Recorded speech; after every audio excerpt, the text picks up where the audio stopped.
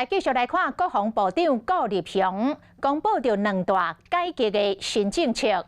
第一，部队的主官袂使伫当时离开营区这个规定取消。第二，出国一定要对团要宣布，即摆嘛取消。打来出国会当自由行咯。大约有18万的国军解除这个禁令。也毋过安尼一个开放，嘛引发着保密相关的质疑。顾立雄强调讲，对国军有信心，嘛会加强相关的宣导。高兴跟大家见面。头一摆以国防部长的身份入去委员会备询，顾立雄的表情看起来真轻松，承认难得一见的文人部长做代志的风格引起关心。伫5日节年假进前宣布2项新政策。周边的这些敌情的应处，大家都已经有相关的处置的经验，所以我想我就决定就是说回到我们2023就是112年经常战备时期的突发状况处置规定来做就可以了。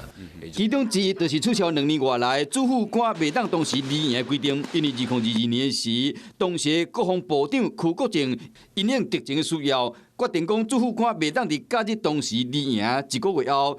乌克兰甲俄罗斯战争爆发，佮宣布平时嘛袂当同时离营，离岛的主官上艰苦。前后2年的规定，总算伫新部长就任了后解套，嘛被认讲敢是邱国正的规定伊无要对。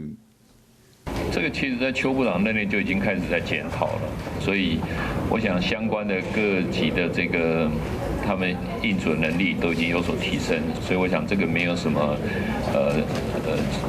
水不水的问题。因为国军兄弟姊妹出国强制规定，都要对团申报，休假时嘛要逐工甲长官汇报状况。即马决定放宽自由行以外，休假回报机制嘛改为有代志才回报，尚无有18万人感受到好处。不过军人毕竟有机敏身份，保密工作要安怎加强，这嘛是立委关心的重点。我觉得开放之余，那么如何就是不要有这样的国安以及疑虑是非常重要的。仿效于美军的做法，就是说做出它揭秘的等级，然后我们要做好这个安全人员的查核，这样。顾立雄改革2项政策，希望讲会使增加大家要做兵的意愿嘛。望讲人才会当留会调，为根本加强战备。